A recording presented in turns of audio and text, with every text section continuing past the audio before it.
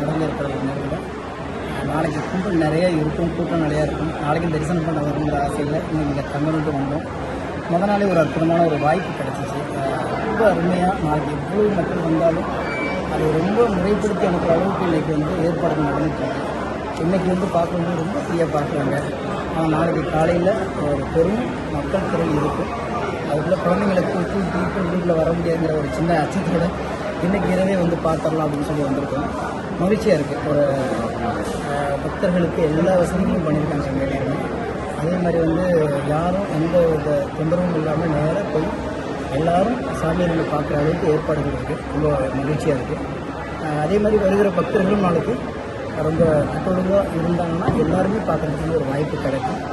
ரொம்ப மகிழ்ச்சியாக இருக்குது. முதல் முறையாக என்னுடைய மகள்களோட முதல் ஆலயமாக இது இருக்குது. எனக்கு மகள்கள் பிறந்த பிறகு முதல்ல அவங்கள கூட்டிகிட்டு வந்தது முருகனுடைய ஆலயம் அப்படின்றது மகிழ்ச்சியாக இருக்குது.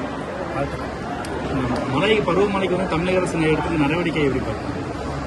இல்லை, ஏற்கனவே திட்டமிட்டது அதை எதிர்பார்க்காம இப்போ அதிகமான மழை வந்துருச்சு. அதுக்கான துரிதமான வேலைகள் பண்ணியிருக்கேன். இப்போ நான் சென்னையில் நான் இருக்கிற இடத்துல கூட ஏற்கனவே தொடங்கப்பட்ட விஷயங்கள் 80% முடிஞ்சிருச்சு. ஒரு சில இடத்துல கொஞ்சம் இருக்குது. அது சீக்கிரமாக சரி பண்ணிவிடுவாங்க. பெருமழை வரதுக்குங்கிற நம்பிக்கை இருக்குது. எல்லா ஏற்பாடுகளும் பண்ணிக்கிட்டே இருக்காங்க அப்படிங்கிற நம்பிக்கை தான் இருக்குது. திருமாவளவன் கார் சம்பந்தமாக இப்போ வழக்கறிஞர்ல இந்த பிரச்சனைகள் முன்ன முடிவு அரசியலெல்லாம் ஆலயத்துக்கு அப்புறம் வச்சுக்கலாம். ஏன்னா ஆலயத்தில் எல்லாரும் மகிழ்ச்சியாக எல்லாரும் நல்லா இருக்கணும், எல்லாருமே கிடைக்கணுங்கிற ஒரு ஆத்ம திருப்திக்காண்டி வரும். இங்கே அரசியல் பற்றி பேச வேணாம் நான் நினைக்கிறேன். ஏன்னா அரசியல் இருந்தாலும் ஆனால் என்னை பொறுத்த வரைக்கும் இங்கே எல்லாருமே இணக்கமாக நான் கடந்து போகிறது தான் ஒரு நல்ல மானுடத்தின் பண்பாக இருக்குன்னு நான் நம்புகிறேன்.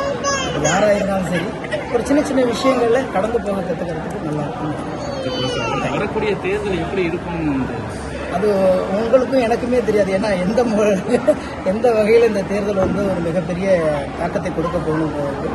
ஆனால் வருகிற தேர்தலுக்கு இத்தனை வருடம் வந்த தேர்தலை விட வருகிற தேர்தலுக்கு இப்பயே செய்திகளை உடனுக்குடன் தெரிந்து கொள்ள உங்கள் கரம் டிவியை சப்ஸ்கிரைப் செய்யுங்கள். அதோடு பெல் பட்டனையும் கிளிக் செய்யுங்கள்.